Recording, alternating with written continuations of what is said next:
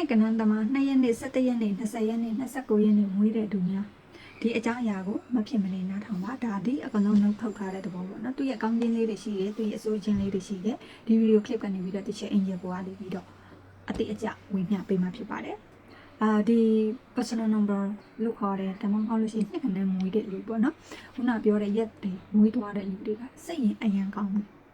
စိတ်ရင်ကောင်းတယ်ဖော်ယူတယ်နူးညံ့တယ်တိမ်မွေ့တယ်အလှပကြိုက်တယ်လူရှာတော်တယ်သူတို့ရဲ့အတားချက်ကလေးအားနဲ့ချက်လေးရှိတယ်ဘာလဲသူများကိုသူက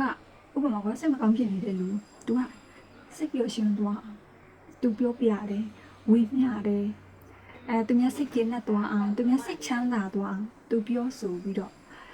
စိတ်ခွန်အောင်ပေးနိုင်စွမ်းရှိတယ်ဒါပေမဲ့အဲ့ဒီသူများအပူကိုသူများကတော့စိတ်ချမ်းသာသွားတယ်သူကအဲ့ဒီအကြောင်းအရာကိုယူလာပြီးတော့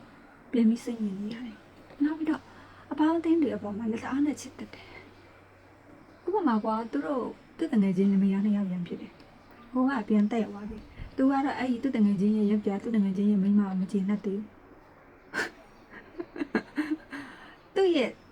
အနှောက်ကြတဲ့အရာကအိုးကမပူဘဲနဲ့ဆလောင်းကပူတတ်တဲ့အချင်းဒီအရာတော်တော်လေးရှာရမှာဖြစ်တယ်နောက်ပြီးတော့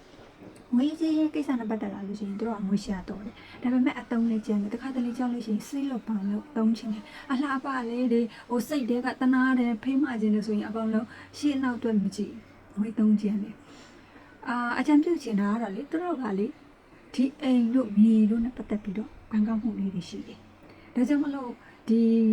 ခုနပြောရတဲ့ရက်တွေမွေးတဲ့လူတွေဆိုရင်ဒီချက်အကြံပြုတယ်မွေးမြေဝယ်တာတို့အိမ်ဝယ်တာတို့ပေါ့နော်အဲ့လိုပုံစံနဲ့စုဆောင်မှုလုပ်တာပိုကောင်းတယ်ပိုပြီးတော့လည်းတုတ်တက်မှုရှိစေတယ်နောက်မှလည်းကျမရေးပိုင်းနဲ့ပတ်သက်ပြီးတော့လေ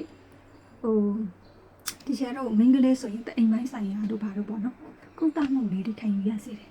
35နှစ်နောက်ပိုင်းဆိုရင်ပို့ပြီးတော့တည်ထားရမယ်နောက်ပြီးတော့အချက်ရေးမှာတို့မှတင်ရတဲ့အချက်တွေမရှိဘူးအိမ်အောင်2ဆက်ကပုံရတယ်ပထမအဆက်ကလုံးဝအဆင်မပြေဘူးဒုတိယအဆက်ကနည်းနည်းတာတယ်နောက်ဆုံးကျတော့အဲ့ဒီဒုတိယအဆက်နဲ့လည်းရေရှည်မှာသူတို့မနေဘူးသူတို့နောက်ဆုံးကျတော့သူတယောက်တည်းပဲလွတ်လွတ်လပ်လပ်နေတဲ့သဘောတရားကိုသွားနေတာပေါ့နော်ဒါသည်သူတို့ရဲ့အာဏာချက်လေးဖြစ်တယ်ဒီတော့ဘဝမှာလုံခြုံမှုပျော်ရွှင်မှုရရှိစေဖို့အတွက်ပါနော်တခြားကတော့ဖုန်းနံပါတ်နဲ့ပတ်သက်ပြီးတော့ဝင်ပြပေးနေတဲ့ဆရာပြောရမယ်ဆိုရင်နံပါတ်နဲ့ပတ်သက်ပြီးတော့ဝင်ပြမှာပေါ့နော်သူတို့အတွက်က9ခန်းကိုစောင့်ထားဖို့အရင်အရေးကြီးတယ်ကိုယ့်ရဲ့အိတ်ဆောင်ထဲမှာပဲဖြစ်ဖြစ်ကိုယ့်ရဲ့ဖုန်းနံပါတ်တွေမှာပဲဖြစ်ဖြစ်ပေါ့နော်တိကျတဲ့နေရာမှာငါအထိုင်ထည့်ထားလို့ရှိရင်အမွေအနှစ်အများကြီးရရှိစေတယ်အဲ့လိုလူတွေကပေါ့နော်โอเคဒီချက်အင်ဂျယ်ကိုခုမှမြင်မှုတွေဆိုတော့ follow လုပ်ထားပါအင်ဂျယ်ကတော့ date ကျစတဲ့ဖုန်းကတ်ကိုမှရွေးချယ်ပေးတဲ့နံပါတ်ပညာရှင်တယောက်ဖြစ်ပါတယ်အခုတင်နန်းစိတ်ဝင်စားလို့ရှိရင်လည်း business class ဖွင့်ထားတာရှိတယ်ပေါ့နော် join လို့ရပါတယ်